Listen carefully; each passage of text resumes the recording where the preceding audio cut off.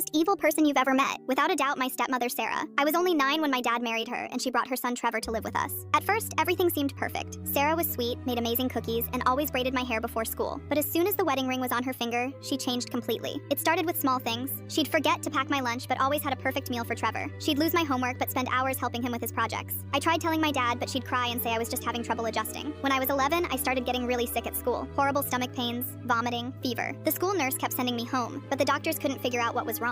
I missed so many classes that the school threatened to hold me back. Meanwhile, Trevor was thriving, getting straight A's and joining every sports team. One day, I came home early and caught Sarah putting something in my orange juice. She didn't see me watching from the doorway as she emptied a capsule into my drink and stirred it with a spoon. My hands were shaking as I recorded it on my phone. That night, I showed the video to my dad. He didn't believe me at first, saying Sarah would never do that. But when he confronted her, she broke down crying, claiming she only gave me vitamin supplements because I was so sickly. Dad wanted to believe her so badly. I started secretly dumping out any drinks or food she gave me. Suddenly, my mysterious illness disappeared. But things got worse in other ways. My clothes would vanish from the dryer. My textbooks would go missing right before tests. My phone would somehow reset itself, erasing all my photos and messages. When I was 13, I broke my arm during gymnastics. Sarah volunteered to pick up my pain medication from the pharmacy. That night, I was in so much agony I could barely breathe. Dad took me to the ER, where they discovered I'd been given ibuprofen instead of my prescribed painkillers. Sarah swore the pharmacy must have made a mistake, but when Dad checked our medicine cabinet, he found my actual prescription hidden behind some cleaning supplies. The hospital did a drug test and found traces of Ipecac in my system. That's what had been making me sick all those years. Child Services got involved. During their investigation, they discovered Sarah had done this before. She'd married a man in Oregon who had a daughter named Amy. After 3 years of mysterious illnesses, Amy died from organ failure. Sarah moved away before any investigation could start. But the worst part? She'd been giving my college fund to Trevor the entire time. Every month, she transferred thousands from my account to his. By the time we caught her, she'd stolen over $160,000. Money my mom had left me when she died. The police found detailed journals in her basement office. She'd written about how she wanted my dad all to herself, how Trevor deserved my inheritance more than me, how she enjoyed watching me suffer. She'd even started researching untraceable poisons. Sarah got 15 years in prison. Trevor was sent to live with his real dad in California. My dad had a complete breakdown, blaming himself for not protecting me. He spent years in therapy trying to understand how he'd missed the signs. Last month, I got a letter from Sarah. She's up for parole and wants to make amends. She wrote about how she's changed, realizes her mistakes,